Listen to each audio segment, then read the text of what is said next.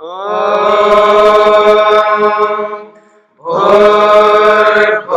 स्वः तत्सवितुर्वरेण्यं भर्गो देवस्य धीमहि धियो यो नः प्रचोदयात्।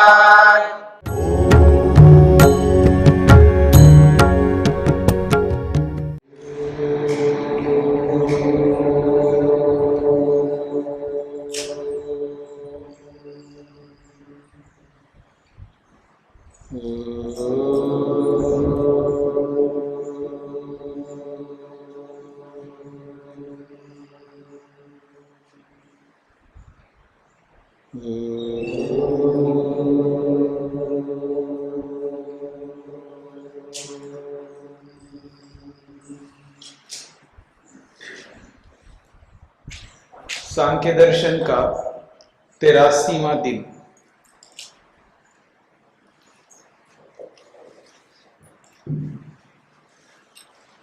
अध्याय 6 है। पृष्ठ संख्या 159, सूत्र संख्या 57।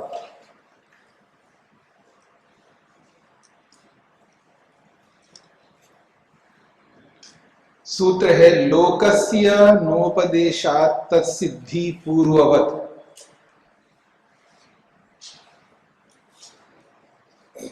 पिछले प्रसंग में चंद्रादि लोकों में जाकर के पुनरावृत्ति होती है अथवा नहीं होती है। चंद्रादि लोक का मतलब है उत्कृष्ट लोक। उत्कृष्ट लोकों में जाकर के क्या वहां से वापस लौटना होता है या नहीं होता है? तो उत्तर दिया वापस लौटना होता है। क्यों होता है? क्योंकि उसका जो निमित्त है, वासना है, अविद्या है, कर्म है, वो बचे हुए होते, इस कारण से लौट करके आता है। कहा है लोकस्य नोपदेशा तत्सिद्धि। यह लोक का मतलब लोक में स्थित मनुष्य, तास्थ्योपाधि कहते। तास्थ्योपाधि का मतलब है जैसे कोई कहे मंच चिल्ला रहा है, मंच चिल्ला रहा है, तो मंच तो चिल्लाता नहीं है, मंचाधीन मंच में बैठे हुए लोग चिल्ला रहे, इसको कहते हैं तास्थ्योपाधि। तो ऐसे ही लोक का मतलब लोक में स्थित, लोक में विद्यमान। लोक में स्थित, लोक में विद्यमान कौन है? मनुष्य है। उन मनुष्यों को उपदेश मात्र से मुक्ति की सिद्धि नहीं होती। यह उपदेश सुनने मात्र से किसी को मुक्ति नहीं होती है। जी हम बहुत सुनते हैं, जी हमने बहुत सुना है, बचपन से सुनते हुए आ रहे हैं, सुनते सुनते जो है बूढ़े हो गए हैं, हमारी तो मुक्ति होनी चाहिए, तो कह रहे नहीं हो सकती। लोकस्य न उपदेशात् तत्सिद्धि। संसारस्य अर्थात लोकस्थस्य प्रत्येक लोकस्थस्य मनुष्यस्य, मनुष्य मात्रस्य इति यावत्। तो लोकस्य का मतलब है मनुष्य मात्र को, उपदेश मात्रा, उपदेश श्रवण मात्रा, उपदेश को सुनने मात्र से खलु मुक्ति सिद्धिर न भवति, मुक्ति की सिद्धि नहीं होती। पूर्ववत, पूर्व कथनवत भवति, पूर्व में जो कह चुके हैं उसके समान ही होगा। तो पहले क्या कहा है? श्रवण मनन निधिध्यासन साक्षात्काराणाम अनुष्ठानात् भवति मुक्ति सिद्धि। मुक्ति की सिद्धि किसकी होती है? तो कहा जो श्रवण करते हैं, बहुत अच्छी बात है। दुनिया में कितने लोग हैं जो सुनते भी नहीं है, मतलब अरबों लोग हैं। इन अरबों लोगों में से कितने लोग ऐसे हैं जो मुक्ति के विषय में, आत्मा के विषय में, परमात्मा के विषय में, संस्कारों के विषय में, विवेक के विषय में, वैराग्य के विषय में, अभ्यास के विषय में कितने लोग सुनते हैं, पर उन सब में जो भी सुनता है वो विरल ही होते हैं, और उन विरलों में से जो मनन करते हैं, सुनना एक बहुत बड़ा काम है, सुनने के बाद मनन नहीं किया तो कोई उसका अर्थ नहीं रहता है। तो कहते हैं मनन, सुनने के बाद मनन भी करना, और मनन करके निधिध्यासन भी करना, और निधिध्यासन करके साक्षात्कार भी करना। तो कह रहे हैं श्रवण, मनन, निधिध्यासन और साक्षात्कार रूपी अनुष्ठान से मुक्ति सिद्धि भवति, मुक्ति की सिद्धि होती है, उसके बिना नहीं हो सकती। तो इसको कहते हैं श्रवण चतुष्टय, श्रवण, मनन, निधिध्यासन और साक्षात्कार, ये उपाय है मुक्ति को प्राप्त करने की। सूत्रार्थ लिखिएगा।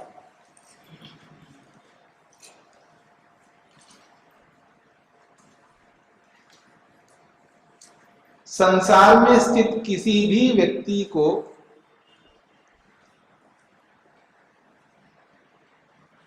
संसार में स्थित किसी भी व्यक्ति को ना करके की कर दीजिएगा। संसार में स्थित किसी भी व्यक्ति की केवल उपदेश सुनने मात्र से, केवल उपदेश सुनने मात्र से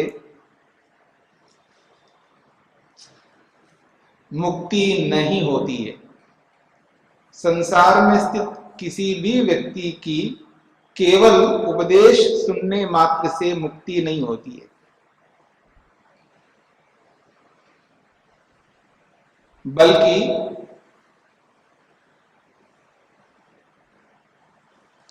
बल्कि पूर्वोक्त श्रवण मनन आदि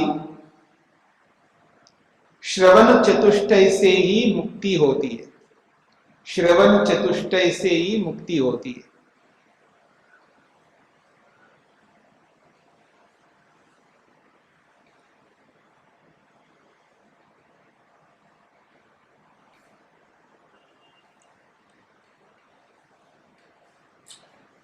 अब एक प्रश्न किया जा रहा है इसी श्रवण को लेकर के, ननु उपदेश श्रवण मात्रादपि मुक्तिर्भवति इति श्रुतिर्वदति।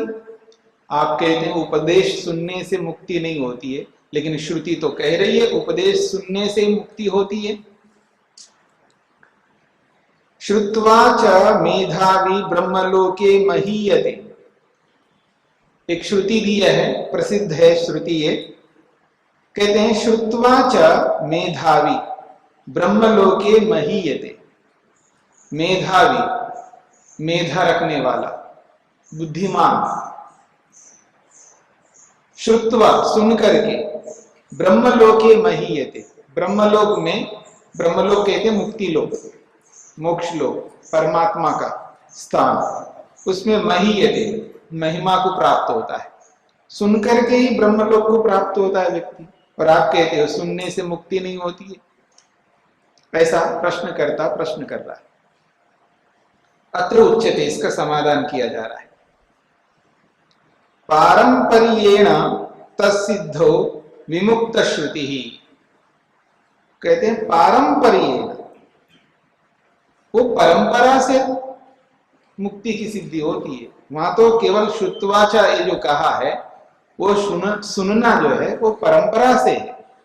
परंपरा को नहीं अपनाओ तो मुक्ति नहीं हो सकती।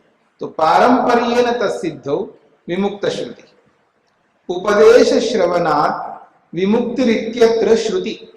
उपदेश के श्रवण से श्रुति जो है मुक्ति देती है, ऐसा जो आपने सुना है वो कैसे है? परंपरया तश्रवण चतुष्टय सिद्धो मंतव्या, वो परंपरा से, श्रवण चतुष्टय से ही उसकी सिद्धि होती है, ऐसा मानना चाहिए।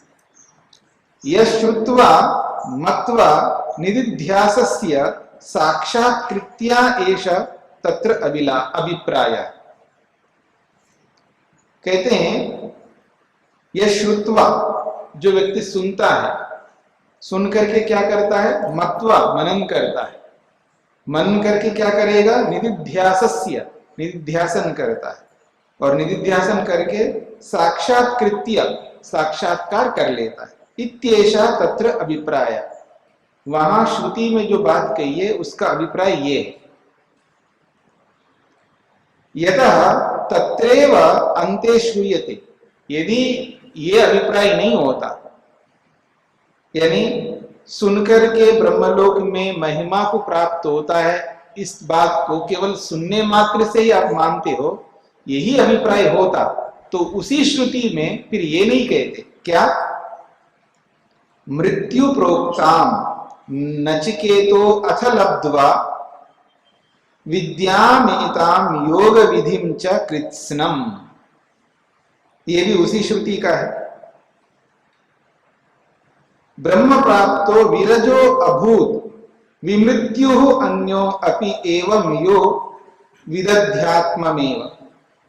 वो कहते हैं मृत्यु प्रोक्ताम नचिकेतः, हे नचिकेता, मृत्यु प्रोक्ताम, मुझे मृत्यु के द्वारा बताई गई ये जो ब्रह्म विद्या है, इस ब्रह्म विद्या को लब्ध्वा, प्राप्त करके। कैसी है ये ब्रह्म विद्या? योग विधि, योग रूपी विधि है इसमें, और विद्याम एताम, और इस महत्वपूर्ण विद्या को, और कैसी है ये? कृत्स्नम, संपूर्ण है, इसमें कोई कमी नहीं है। उसको लब्ध्वा, प्राप्त करके, मृत्यु के द्वारा बताई गई संपूर्ण योग रूपी विधि को, संपूर्ण विद्या को प्राप्तवा, लब्ध्वा का मतलब प्राप्त करके। ब्रह्म प्राप्त, वो ब्रह्म को प्राप्त कर लेता है, और ब्रह्म को जब प्राप्त कर लेता है तो विरज, वो विरज हो जाता है। रज का मतलब होता है रजोगुण से युक्त, रज का मतलब है रजोगुण से युक्त, और विरज रजोगुण रहित, शांत सत्वगुण से युक्त हो जाता है। विरज का मतलब है रज से रहित हो जाता है, अर्थात रजोगुण के प्रभाव से रहित होता है। शरीर में तो तीनों गुण रहेंगे, सत्व भी है, रज भी है और तम भी है। ऐसा नहीं हो सकता कि ये हट जाएंगे शरीर में। तो विरजा का मतलब है रजोगुण से रहित, अर्थात रजोगुण के प्रभाव से रहित। तो ब्रह्म प्राप्त तो विरजो अभूत, ब्रह्म को प्राप्त करके वो विरजा बन गया, अर्थात रजोगुण के प्रभाव से रहित हो गया। अब सात्विक मन वाला बन गया, शांति से युक्त बन गया है। अब खुंकार जो स्थिति होती है ना, गरम आदमी गर्मा गर्म रहता है, अहम से युक्त होता है, येषणा से युक्त होता है, क्लेशों से युक्त होता है, ये रजोगुण के प्रभाव से ऐसा होता है। जब उसका प्रभाव नहीं रहता है तो येषणाएं भी नहीं रहती है, वासनाएं भी नहीं रहती है, शांत स्वभाव में रहता है, जिसको भी देखता है उसको अपने जैसे ही मानता है। और आज हमारी कैसी स्थिति है, जैसा मैं हूं वैसे आपको समझूंगा, मैं तो चोर हूं तो आपको चोर ही समझूंगा ना। मेरी बात समझ में आ रहा है? मैं झूठा हूं तो आपको भी तो झूठा ही समझूंगा। झूठा आदमी सामने वाले सच्चे आदमी को कभी नहीं समझ सकता, वही यही मानता है ये भी झूठा ही होगा। मेरी बात समझ रहे हैं? क्योंकि बिना झूठ का काम नहीं चल सकता मेरा, मैं झूठ बोले बिना नहीं जी सकता, ये कैसे जिएगा, ये भी झूठा ही है, ऐसा उसको लगेगा। मैं ईर्ष्या करता हूं, बिना ईर्ष्या के मेरा खाना हजम ही नहीं होता है, ठीक है ना? तो सामने वाला कैसे मानेगा ईर्ष्या नहीं करेगा? मैं गुस्से से ओत-प्रोत हूं, मैं गुस्सा किए बिना जी नहीं सकता, ये मैं कैसे मानूं ये गुस्सा नहीं करता है? तो जैसा अपने आप को देखता है ना आदमी आज का, वो सामने वाले को वैसे ही समझता है।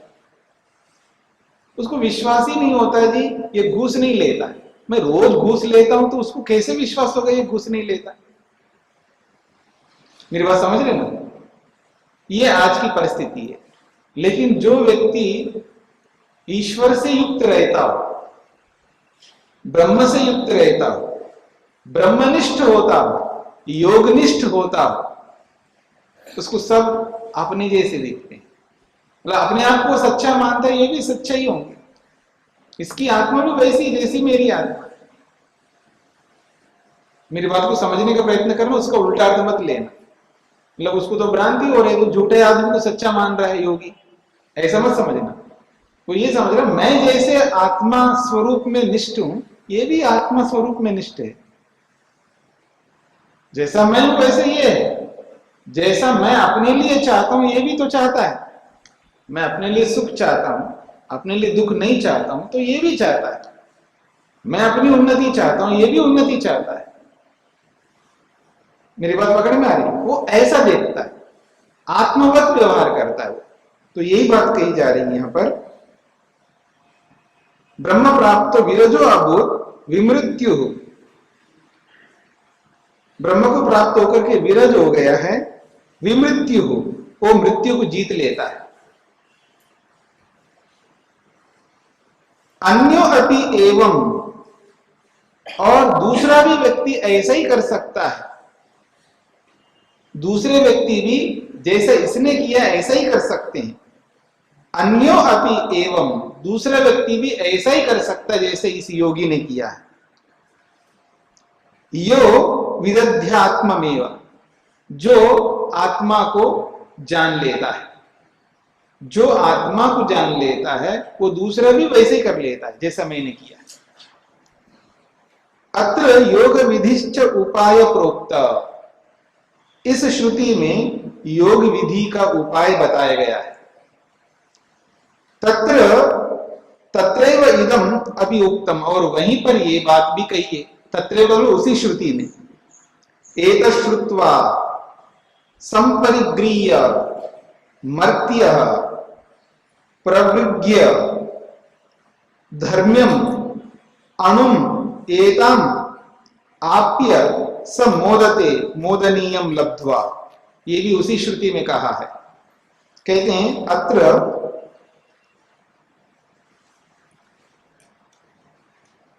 तत्र एव इदम अपि उक्तम, उसी श्रुति में ये बात भी कही है, एतत् श्रुत्वा, इस परमात्मा को सुन करके, संपरिग्रीय, संपरिग्रीय का मतलब है उस पर मनन करके,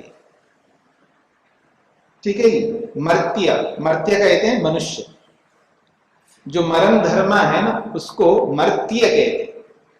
मर्त्य का मतलब मनुष्य, कोई ऐसा मनुष्य नहीं है जिसको मर्त्य नहीं कह सकते, क्यों? वो मरण धर्म है, मतलब शरीर उसको त्याग करना ही पड़ेगा।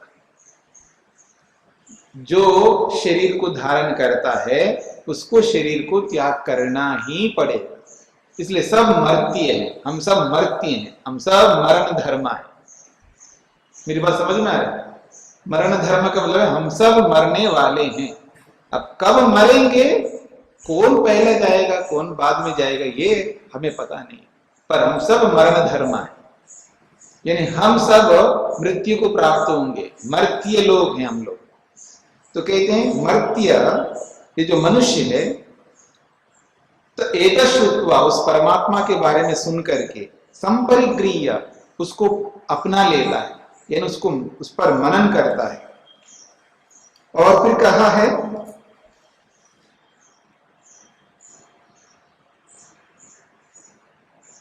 प्रवृज्ञ का मतलब है निधिध्यासन कर लेता है। धर्म्यम अनुम एतम, एतम अनुम धर्म्यम, ये बहुत सूक्ष्म धर्म है, बहुत सूक्ष्म बात है, गहराई से युक्त बात है। इस बात को हर कोई आदमी यूं नहीं समझ सकता है, इसके लिए बहुत बड़ा तप करना पड़ता है, क्योंकि सूक्ष्म बातों को समझने के लिए बहुत बड़ा तप करना पड़ता है, बहुत बड़ा संयम से युक्त होना पड़ता है। बिना संयम के, बिना तप के इन बातों को नहीं समझ सकते। इसलिए योग ने एक बहुत अच्छी बात कही ब्रह्मचर्य के प्रसंग में, जो ब्रह्मचर्य का पालन करता है वही विद्यार्थी में विद्या देने में समर्थ होता है। जो संयम व्यक्ति है, जो अपने आप को संयम में रखता है, जो ब्रह्मचर्य का पालन करता है, ब्रह्मचर्य प्रतिष्ठायाम वीर्य लाभ, इस सूत्र में स्पष्ट कर दिया है, जो ब्रह्मचर्य का पालन करता है वही विद्या देने में समर्थ होता है, और वो भी सूक्ष्म विद्या को देने में समर्थ होता है। और उस सूक्ष्म विद्या को ग्रहण करने में वो ही समर्थ होता है जो ब्रह्मचर्य का पालन करता है। दोनों की बात कही, एक पक्ष नहीं है। विद्या लेने वाले तो ब्रह्मचर्य का पालन ना करे लेकिन उसको विद्या आ जाएगी, और विद्या देने वाले कोई ब्रह्मचर्य का पालन करना, ऐसा नहीं। ब्रह्मचर्य का पालन दोनों को करना है, विद्या ग्रहण करने वाले को भी करना है और विद्या देने वाले को भी करना है। जो ऐसा करेंगे तो दोनों को ही प्राप्त होगी विद्या, देने वाले को भी प्राप्त होगी और लेने वाले को भी प्राप्त होगी। तो ऐसे ही यहां पर कह रहे हैं, धर्म्यम अनुम एतम, ये सूक्ष्म धर्म है। अणु का मतलब है सूक्ष्म, आप्य प्राप्त करके। तो ये जो आप्य करते हैं साक्षात्कार करके, स मोदते मोदनीयम लब्ध्वा, स वो योगी व्यक्ति, योगाभ्यासी व्यक्ति, मोदनीयम लब्ध्वा, मोदनी का मतलब है आनंद से युक्त परमपिता परमात्मा को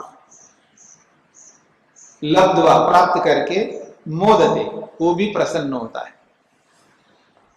मोदनीयम परमेश्वरम लब्ध्वा, आनंद प्राप्त करने योग्य ईश्वर को प्राप्त करके वो मोदते प्रसन्न होता है। अत्र वचने, इस वचन में, श्रुत्वा श्रवणम कृत्वा संपरिगृह्य मत्वा मननम कृत्वा प्रवृग्य निदिध्यासस्य निदिध्यासनम कृत्वा आप्य प्राप्य साक्षात्कार कृत्य साक्षात्कारम कृत्वा इति स्पष्टम ही श्रवण चतुष्टयम। कहते हैं अत्र वचने, इस श्रुति के अंतर्गत, श्रुत्वा श्रवणम कृत्वा, श्रुत्वा शब्द आया है, उसका अर्थ है श्रवण करके। फिर कहा संपरिगृह्य, संपरिगृह्य का अर्थ है मत्वा, अर्थात मननम कृत्वा, मनन करके। फिर कहा प्रवृग्य, प्रवृग्य का अर्थ है निदिध्यासस्य, निदिध्यास्य, निदिध्यास्य अर्थात निदिध्यासनम कृत्वा। फिर कहा आप्य, आप्य का अर्थ है प्राप्य, प्राप्य का अर्थ है साक्षात्कृत्य, अर्थात साक्षात्कार करके। तो ये सारे शब्दों का प्रयोग किया है, अर्थात यहां स्पष्ट रूप से श्रवण चतुष्टय की चर्चा है। तो श्रवण चतुष्टय की चर्चा है उसी श्रुति में। तो आप ये कैसे कह सकते केवल सुनकर के मुक्ति होती है? ये तो हो नहीं सकता। केवल सुनने मात्र से मुक्ति होती तो हम सबको हो जाना चाहिए, हम सब सुन ही रहे। मुक्ति तो बहुत दूर की बात है, सुनकर के दुख दूर नहीं हो रहे व्यक्ति के, छोटे मोटे दुख दूर नहीं हो रहे हैं, तो बड़े दुख कैसे दूर होंगे? छोटे मोटे दुख दूर नहीं होते सुनने मात्र से, ठीक है जी। तो बड़े बड़े दुख कहां से दूर हो जाएंगे? तो कैसे वो मुक्त हो जाएगा? केवल सुनने मात्र से। इसलिए वहां जहां कहीं भी श्रुति में श्रवण से मुक्ति होती है का मतलब वहां परंपरा से मुक्ति होती है। और परंपरा का मतलब है उस श्रवण के बाद में मनन, मनन के बाद निदिध्यासन, निदिध्यासन के बाद साक्षात्कार। ऐसी परंपरा से ही मुक्ति तक मनुष्य पहुंचता है, बिना उस परंपरा के मुक्ति तक नहीं पहुंच सकता है, ऐसा समझ लेना चाहिए। ये इसका अभिप्राय है। सूत्रार्थ,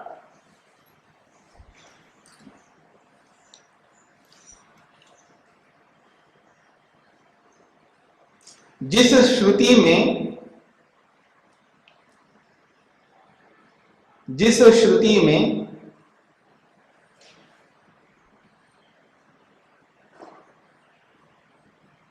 सुनकर मोक्ष प्राप्त कर लेता है, सुनकर मोक्ष प्राप्त कर लेता है,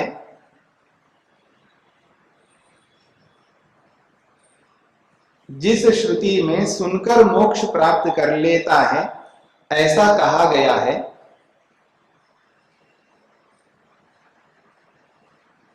ऐसा कहा गया है,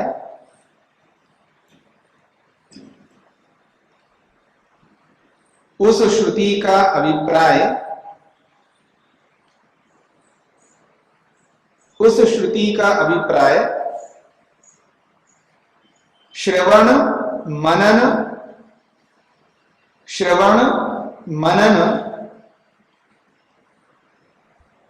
आदि परंपरा से ही, श्रवण मनन आदि परंपरा से ही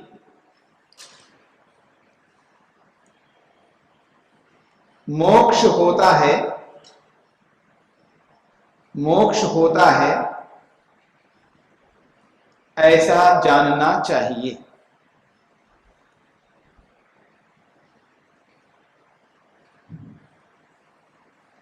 ऐसा जानना चाहिए।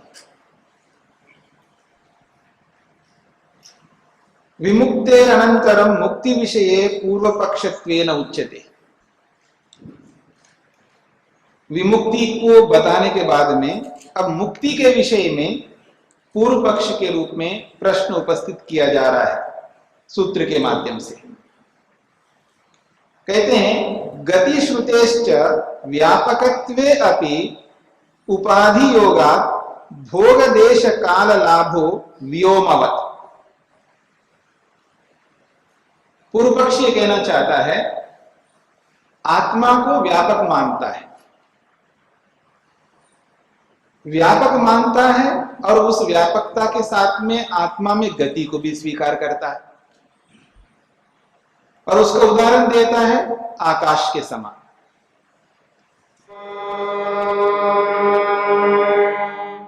द्यौ शान्तिरन्तरिक्षं शान्तिः पृथिवी शान्तिरापः शान्तिरोषधयः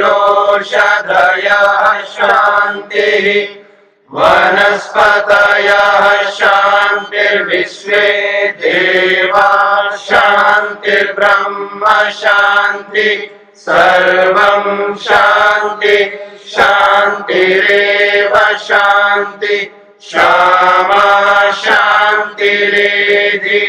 ॐ